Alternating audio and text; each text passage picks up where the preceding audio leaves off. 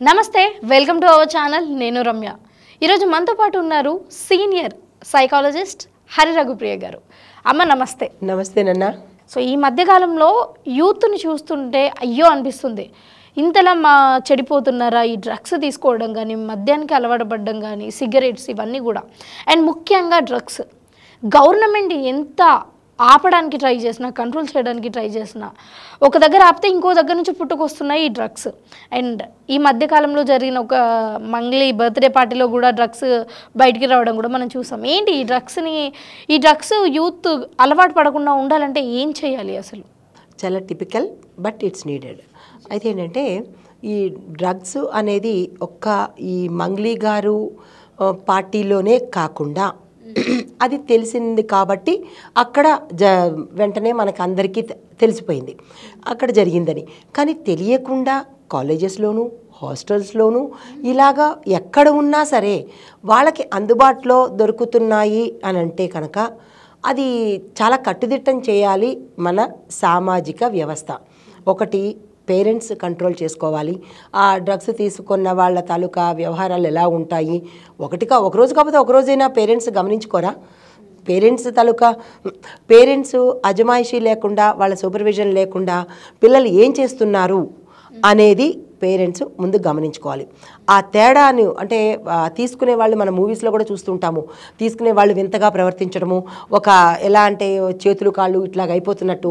ఇప్పుడు టీ తాగిన వాళ్ళు తాగకపోతే ఎట్లాగా ఇదిగా అయిపోతారు గందరగోళంగా. అలాగే ఈ డ్రగ్స్ తీసుకున్న వాళ్ళకి కూడా కొన్ని ఫోబియాస్ ఉంటాయి, కొన్ని అలవాట్లు ఉంటాయి. అది పేరెంట్స్ ముందు పట్టుకోవాలి. తెలుసుకున్న తర్వాత ఎక్కడి నుంచి వస్తున్నాయి ముందు మనం వీళ్ళ దగ్గర సామాజిక ప్రజల దగ్గర నుంచి పెడదాం. ఎక్కడి నుంచి వస్తున్నాయి అనే అంశాన్ని వీళ్ళు పట్టుకోవాలి. ఆ వస్తున్నది తెలుసుకున్న తర్వాత ఒక కంప్లైంట్గా గవర్నమెంట్కో లేకపోతే మన అందుబాటులో ఉన్న వ్యవస్థ అధికారికో వెళ్ళి అక్కడ కనుక కంప్లైంట్ చేసి మేము ఇలా గమనించుకున్నాము, ప్రతి పేరెంటు కూడా గమనించుకున్నాము, దాన్ని మీరు కొంచెం కంట్రోల్ చేస్తే బాగుంటుంది. ఇప్పుడు ఇలాగా డ్రగ్స్ తీసుకుని రేపటి నాడు ఇదైపోతే పిల్లలు పాడైపోతే మన సమాజం ఎటు పెడుతున్నట్టు. ఒకవైపు నుంచి డెవలప్మెంట్ మనం మొత్తం ప్రపంచ దేశాల్లో మంది 4వ స్థానం 3వ స్థానం అని స్థానాలు చెప్పుకుంటున్నామే, కానీ అసలు మనం ఎక్కడున్నామనే స్థానం కనుక చూసుకున్నట్టయితే ఇటు విడాకుల్లోనూ పెళ్ళిళ్ళు అయ్యి పాడైపోవడాల్లోనూ చచ్చిపోవడాల్లోనూ సూసైడ్లలోనూ ఇలాంటి వాటిల్లో మనం ప్రథమ స్థానంలోకి వెళ్ళిపోతున్నాం తెలియకుండానే. కాబట్టి పేరెంట్స్ ముందు కేర్ తీసుకోవాలి. తర్వాత సమాజం అంటే ఎవరో కాదు, మనకి రక్షణ వ్యవస్థ ఎవరైతే ఉన్నారో ఆ రక్షణ వ్యవస్థకి కంప్లైంట్ ఇచ్చినప్పుడు వాళ్ళు దానికి రియాక్ట్ అయ్యి అసలు ఎక్కడి నుంచి దొరుకుతున్నాయి, ఎలా వస్తున్నాయి, దీనికి ఎవరు సూత్రధారులు, ఎందువల్ల దీన్ని అరికట్టేందుకు మార్గాలు వాళ్ళు ఏం చేయాలంటే మన నాయకులకి చెప్పాలి. అసలు ఒక యూత్లో ఉండే ఒక అమ్మాయి కావచ్చు అబ్బాయి కావచ్చు అసలు ఏ స్టేజ్ నుంచి డ్రగ్స్ తీసుకోవాలి అన్న థాట్ వస్తుంది, లేకపోతే ఎవరి మాటలు విని వీళ్ళు డ్రగ్స్ తీసుకోవాలి అరే బాగుంటుందేమో అన్న ఫీలింగ్ ఎలా స్టార్ట్ అవుతుంది? అసలు ప్రథమంగా స్నేహితులే. వాళ్ళు చెడిపోవడం కాకుండా స్నేహం అంటే మంచి స్నేహం కాదు ఇక్కడ. స్నేహితులు అంటే మనం చెడిపోయాము అంటే అర్థం పూర్తిగా మారిపోయింది. మా కాలం స్నేహితులు ఎలా ఉన్నారంటే వాళ్ళు పాడైపోయినా కానీ ఎదుటి వాళ్ళని బాగు చేయడం కోసం చూసేవాళ్ళు. కానీ ఇక్కడ ఏంటంటే వాళ్ళు పాడైపోతూ ఎదుటివాడు మంచిగా ఎందుకు ఉండాలి, నా ఫ్రెండ్ ఎందుకు మంచిగా ఉండాలి, ఇంకో 10 మందిని ముందు ఒకళ్ళని పట్టుకుంటారు, ఆ తర్వాత గ్రూప్ అంతా పట్టుకుంటారు. చిన్న ఎగ్జాంపుల్ చెప్తాను. కాలేజీ పిల్లలు 13 ఆ ఏజ్ నుంచి ఇంకా అంటే 10th క్లాస్కి వచ్చేటప్పటికి ఇమ్మెచ్యూర్డ్ ఏజ్లో ఉంటారు వాళ్ళకి ఏది మంచి ఏది చెడు తెలియదు. కానీ ఆ సమయంలోనే ఇప్పుడు 10 సార్లు 5 సార్లు కూడా 10th చదువుతున్న వాళ్ళు ఉన్నారు, సరిగా చదవక అదే 10th క్లాస్ని బారు చదువుతున్న వాళ్ళు ఉన్నారు. వాళ్ళు ఏం చేస్తారు, అప్పటికే ముదిరిపోయి ఉంటారు కాబట్టి వాళ్ళకి అప్పటికే లోకజ్ఞానం తెలిసిపోయి ఉంటుంది. ఈ పిల్లలను ఈ ఆడపిల్లనో మగపిల్లన్నో సరదాగా రమ్మనడం, అబ్బాయి అక్కడ నువ్వేమీ చెయ్యొద్దు పర్వాలేదు జస్ట్ మాతో పాటు కూర్చో అనడము, అక్కడ దాకా కూర్చోడానికి వెళ్ళినప్పుడు జస్ట్ టేస్ట్ చేయనడము, అలవాటు లేదన్నా కానీ పర్వాలేదు ముందు ఒక్కసారి కదా పెద్ద ఏం కాదు అన్నట్టు చెప్పడము, దాన్ని 2-3 సార్లు 4 సార్లు అలవాటు చేయడము, అక్కడి నుంచి పబ్బులకి తీసుకెళ్ళడము, అక్కడి నుంచి ఇంకో చోటకి. ఇది మీరు గమనించారా అండి? చాలా వరకు కూడా ఈ పబ్స్లలో రేవ్ పార్టీస్ అండ్ సెలబ్రిటీస్ ఎక్కువగా అంటే సామాన్య ప్రజలు కూడా చేస్తున్నారు. బట్ ఎక్కువ బయటకు వచ్చేది ఈ సెలబ్రిటీస్ ఎక్కడైతే చేస్తున్నారో అది ఎక్కువ మోతాదులో. ఇంకోటి కూడా చెప్తాను, మోస్ట్ మెట్రోపాలిటన్ సిటీస్లో ఈ వైరస్ ఎక్కువగా ఉంది. ఎలా అంటే పాపం పల్లెటూరు నుంచి చదువుకోవడానికి ఈ పిల్లలు వస్తారు, వాళ్ళకి అమాయకంగా ఉంటారు, వాళ్ళకి ప్రపంచం ఏంటో తెలీదు. ఈ కొత్త ప్రపంచంలోకి ఐటీ కంపెనీల్లోకి జారడం మొదలుపెట్టిన దగ్గర నుంచి వాళ్ళ వస్త్రధారణ మారిపోతుంది, భాష మారిపోతుంది, అలవాట్లు కూడా మారిపోతున్నాయి. మగపిల్లల్లో కన్నా ఆడపిల్లల్లో ఎక్కువగా ఇది మనం చూడగలుగుతాము. లంగా ఓణీలు వేసుకుని ఇక్కడికి జాబ్లో ఐటీ జాబ్లో చేరిన పిల్లలు షార్ట్స్ వేసుకొని సిగరెట్లతోనూ జుట్లు విరబోసుకొని ఇట్లాంటి స్టైల్తో బొట్టు కట్టు మొత్తం మార్చేసి ఓహో ఇలా ఉండాలా, వాళ్ళకి ఆ కొత్తదనాన్ని పాత వాళ్ళు అందించేసి అంటే వాళ్ళని పాడు చేసేందుకు ఈ ఐటీ కంపెనీలో చేరిన కొత్త పల్లెటూరు నుంచి వచ్చిన పిల్లల్ని ప్రప్రథమంగా వీళ్ళు సెలెక్ట్ చేసుకుంటారు. వీళ్ళు ఎలాగా పాడైపోయారు, ఆ పిల్లని ఎందుకు మంచి పేరు తెప్పించాలి అని వాళ్ళని ట్రాప్లోకి దింపుతారు. సో అక్కడి నుంచి ఒకసారి అలవాటు చేసిన తర్వాత ఏమవుతుంది, దానికోసమే ఎగబడతారు.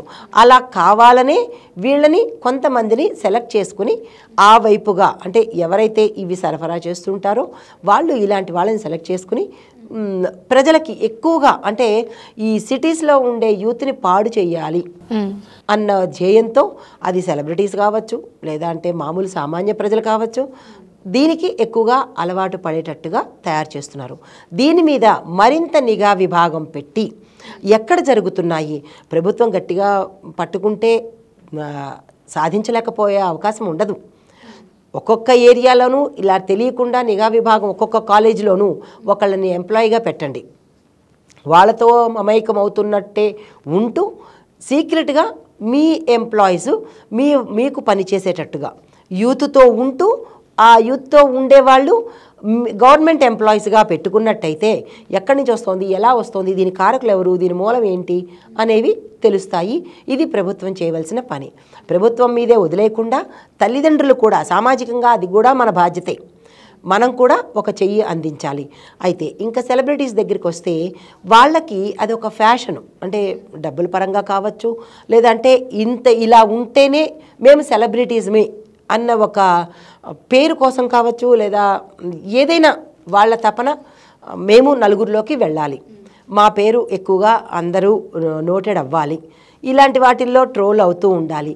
అలాగా కొంతమంది కూడా అయ్యే అవకాశాలు కూడా అలా కూడా ఉండి ఉండవచ్చు. తర్వాత క్షమాపణలు చెప్పుకోవడము ఇవి రెగ్యులర్గా మనం చూస్తున్నవే. ఒక స్థాయికి వచ్చే వరకు ఒబీడియంట్గా ఉండడము కష్టపడము అవుతుంది. మరొక స్థాయికి వచ్చిన తర్వాత ఎలా ఉన్నా పర్వాలేదు నన్ను ఎవరూ అనలేరు. వాస్తవానికి కూడా చూసినా ఆ స్థాయికి వెళ్ళిన తర్వాత ఏ డిపార్ట్మెంట్ వాళ్ళు ఎవరు ఏమీ అనలేరు. ఎందుకంటే ఒక స్థాయికి వచ్చేసిన తర్వాత వీళ్ళు కూడా ఏమీ అనలేని పరిస్థితిలోకి వెళ్ళిపోయే అవకాశం కనబడుతోంది. అంటే ఇది అన్ని రకాలుగా అందరూ తీసుకోవాలమ్మా దీని మీద నిర్ణయము. ఎందుకంటే ఒకళ్ళే చెయ్యాలి అని కాకుండా ప్రభుత్వానికి మనం కూడా కొంత చేయూతని ఇవ్వాలి. తల్లిదండ్రులు మనము కూడా యూత్ని కాపాడుకునే ప్రయత్నం చేసుకోవాలి. ఇంకా యూత్ కూడా ఏం చేయాలి, ఇలాగా అలవాటు పడితే రేపటి నాడు నా భవిష్యత్తు ఏంటి, ఈ చుట్టుపక్కల వాళ్ళు ఎవరు రారు, మళ్ళా సోలోగా ఒంటరిగా ఉండిపోవడమే అవుతుంది.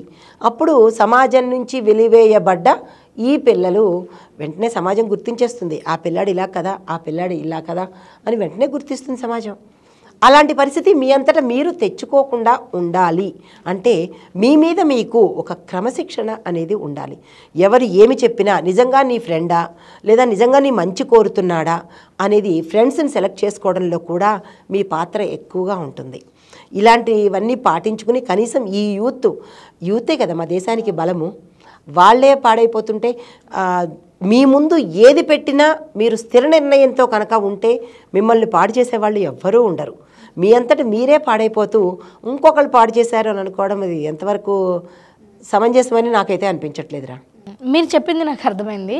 బట్ ఇక్కడ యూత్ కూడా ఎలా ఆలోచిస్తున్నారు అంటే సరే ఒక్కసారికే కదా ఏమవుతుంది, సరే రెండోసారే కదా ఇంకా రేపటి నుంచి మానేస్తాను, సో ఇలాంటి థాట్స్ మైండ్లో పెట్టుకొని అలా స్టార్ట్ అవుతుంది మీ జర్నీ డ్రగ్స్తో.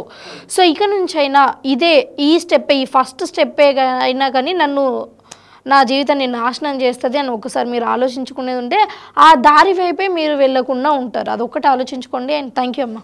నమస్తే.